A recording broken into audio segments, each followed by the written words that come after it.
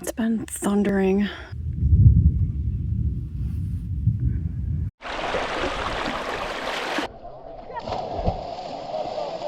Found the exit, although I don't know where we are. I just found all these just sitting on top of the dirt. Hang on a second.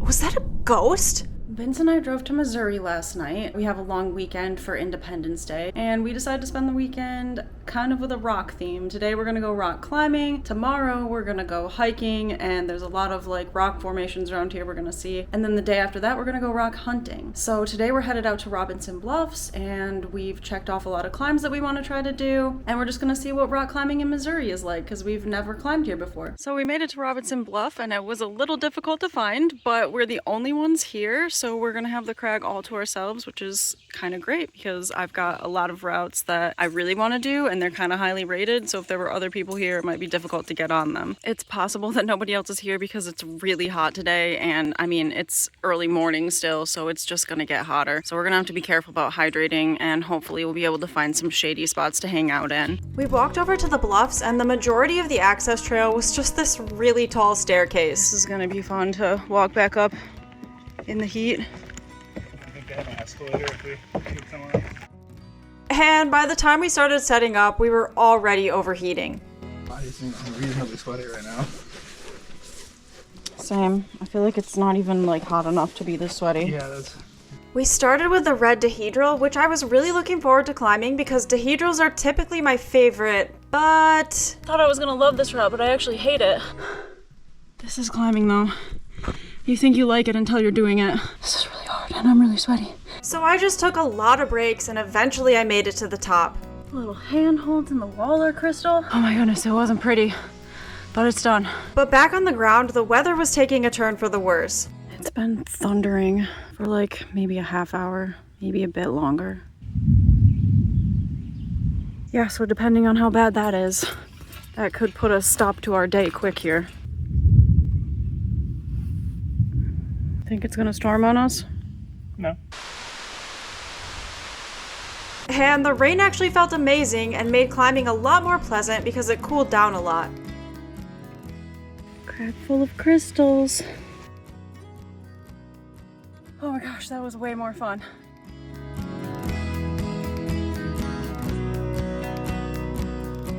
We spent a few more hours climbing, and I intermittently got distracted by crystals. So we're not allowed to take this from here, but this is kind of what we're going to be looking for on Sunday, because there's a lot of these crystals in this area, and agates apparently too.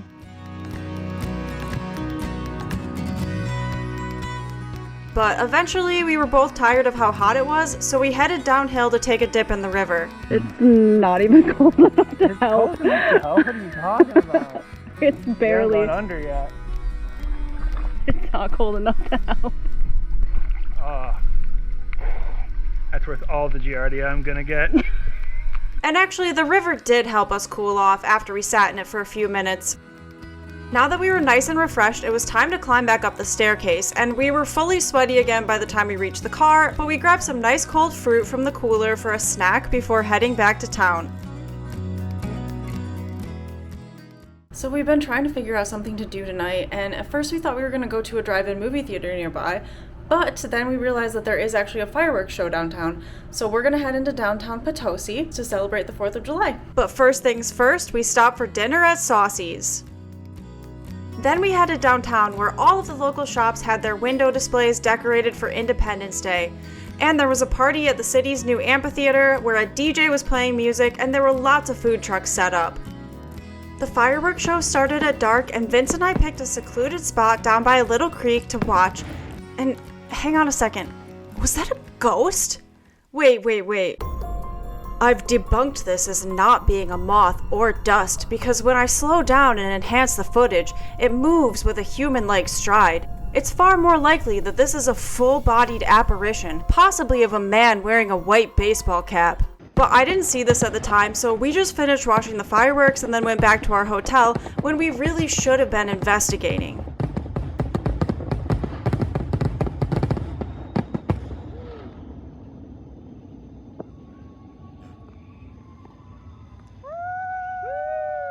Today we're gonna head down to Johnson's Shut-In State Park.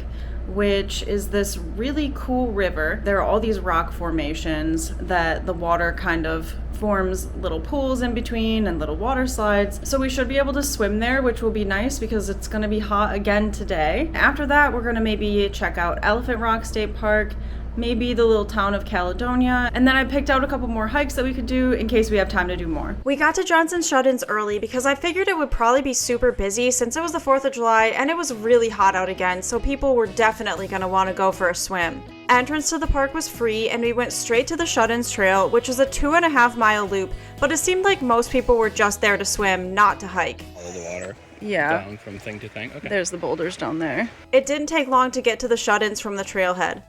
A shut-in occurs when water is forced to flow through narrow areas of rock, resulting in the formation of waterfalls and natural pools. The water looked really inviting, but we wanted to finish the entire loop trail, so we decided to hike first and swim later.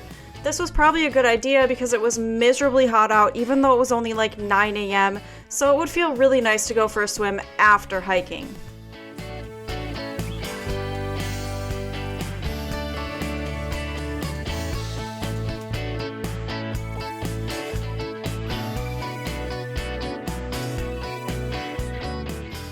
There was hardly anyone else on the majority of the trail, and while it was overgrown in places, yep, gonna want to do a tick check. I found it to be a really beautiful hike, with fun rocky sections and lots of neat reptiles to see.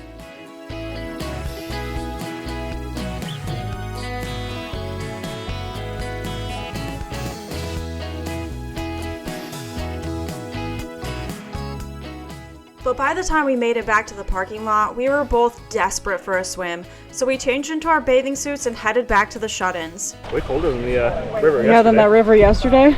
Yeah.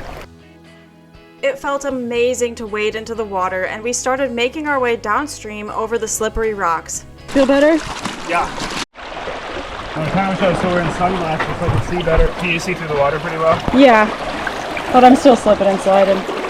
But you know what you can do? Sit down and ride it. Yeah! It's not quite a water slide, but it does kind of feel more comfortable than walking over the slippery stuff. It was really fun, and the cold water felt great. Vince, where are you? Oh, look, he's right behind that rock.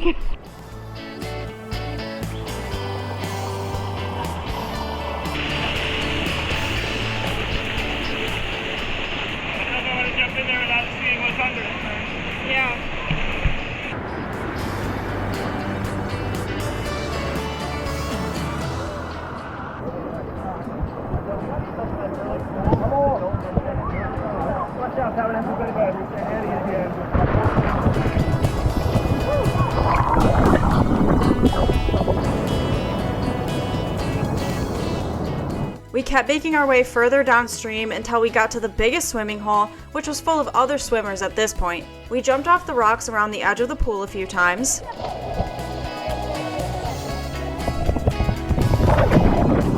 Then we decided to head back to the car since there were still a few more parks we wanted to check out before the end of the day. In 2005, there's this big reservoir near here. The dam on that reservoir burst and it dumped something like 1.3 billion gallons of water into the surrounding area. Apparently it carried these boulders here and just like perfectly deposited them in this field. And there are a lot of other areas around here that were really affected by that too. I don't think that we're actually gonna hike those today because it's just really, really hot out. We're gonna keep the hiking to more of a minimum than we had maybe hoped. We drove over to Elephant Rock State Park next, which is known for its massive granite boulders that were formed by erosion. This is called the Elephant Rocks Braille Trail, and how this works is you would feel this while you're walking. Then you've got this rope right here that leads up to the interpretive signs that have Braille. That's pretty cool. There used to be a quarry here for mining the Missouri red granite that's found in the area, and you can still find the ruins of an old engine house that's made of the red granite. These are the ruins of an old engine house from the 1890s, and you can even see the old train tracks running right through here.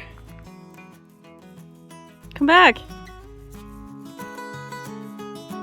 After walking along the perimeter of the boulder field for a while, we decided to fly our drone and get a better idea of the layout of the area. We really wanted to find this quarry pond and get up close to the boulders themselves.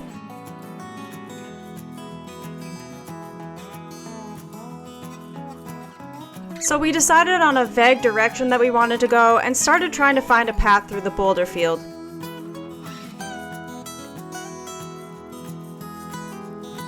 But we ended up getting distracted when we found this narrow passage between the rocks.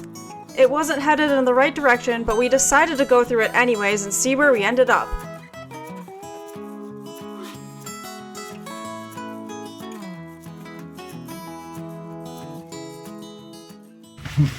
Oh yeah, turn sideways. Is your shoulders? Yeah.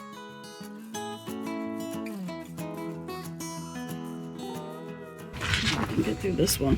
Oh. Are you stuck? No. Just getting more challenging. I found the exit. Although, I don't know where we are. And it turned out we were basically back at the trailhead, which was not what we were intending, but hey, at least we had fun. My goodness, there's like a quarry lake that we were looking for on the trail, and when we decided to just go off and go through that narrow crevice, we totally skipped it and got all the way back to the beginning, to the parking lot. So we're going the other direction and we're gonna try again. And the pond wasn't far from the trailhead at all. We went in the opposite direction on the loop trail and found it pretty quickly. Now that we'd gone off-roading through the boulders and seen the pond, we decided to head over to the nearby village of Caledonia, which is known for its charming historic buildings that make you feel like you're stepping back in time to the 1800s. Oh, look at the candy. We stopped into the Old Village Mercantile to get some of their delicious handmade ice cream and check out all of the candies, antiques, and oddities on display.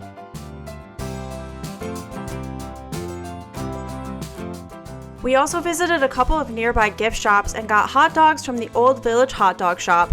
You know it's old-timey when shop is spelled with 2 P's and an E.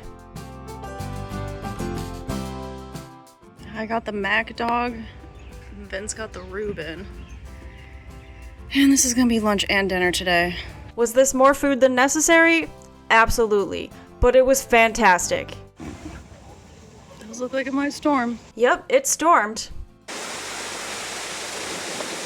But honestly, the storm clouds looked very beautiful and ominous, and the rain really helped to cool everything down for the day. In fact, this was going to make hiking way more inviting. We just had to wait for the worst of the rain to pass over us.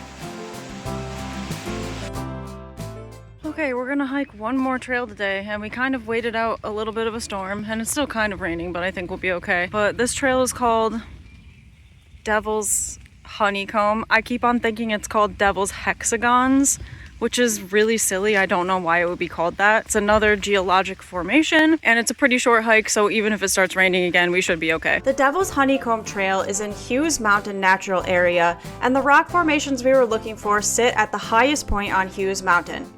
Even though we were technically climbing a mountain, the trail wasn't very steep or very difficult, and it didn't take long before we started seeing rock formations, although they didn't quite look like the honeycombs yet. Are these hexagons? I don't think so. Didn't you see pictures? Yeah, I thought they looked more hexagonal than this. So we pressed onward in search of the hexagons, or honeycombs, or whatever. And after I got distracted by some neat moss, we emerged from the forest to find a wide open field with lots of lichen-coated rocks. Yeah, they're not really hexagons. I don't know what I was thinking. Oh, there's steam over there. Probably because this rock was so hot. Now all we had to do was look for some distinct honeycombs. There, that one looks like columns. These geologic features formed eons ago when there were active volcanoes in the area.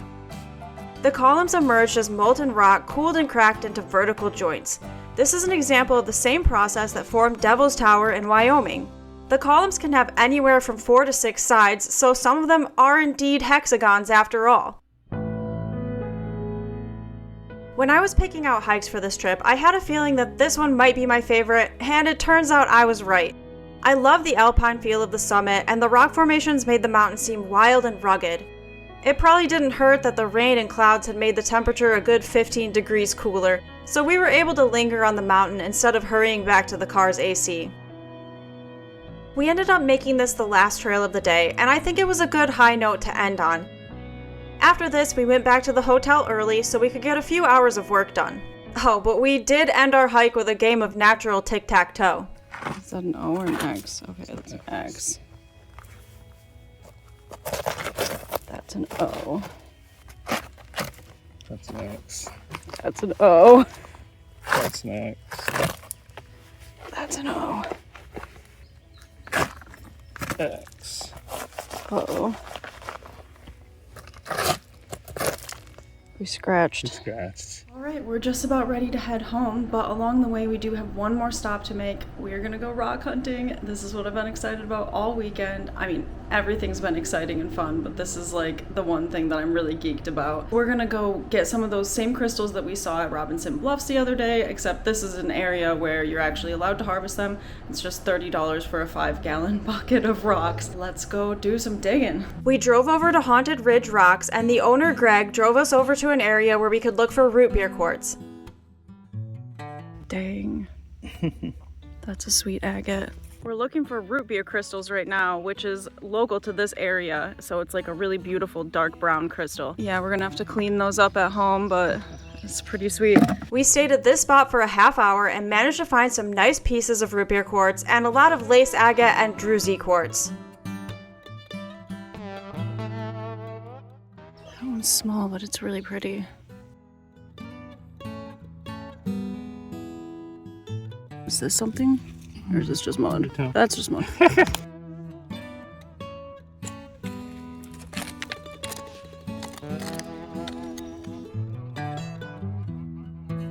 Soon, Greg picked us back up and drove us over to a second location where we could find a lot more druzy quartz, and we decided to spend another half hour here. Honestly, we could have stayed here for hours, but with a long drive ahead of us, we decided to limit ourselves to one bucket of crystals, and we easily filled the bucket with our hour of digging. Oh jeez, it's big. I just found all these just sitting on top of the dirt. When it was full, we loaded it up into the car, paid the $30 that we owed them, and then started the drive home. All right, we got our 5-gallon bucket, and when we get home, I'll wash these up, and I'll probably include an update on what they look like. That was a lot of fun, though, and even Vince liked it. He didn't even think he was gonna. The next day, all I could think about while I was at work was what the crystals would look like when I cleaned them up, so I started power washing the minute I got home for the day. It was so fun to see what they ended up looking like and to have a unique souvenir from our trip. So here's what the crystals are looking like after power washing.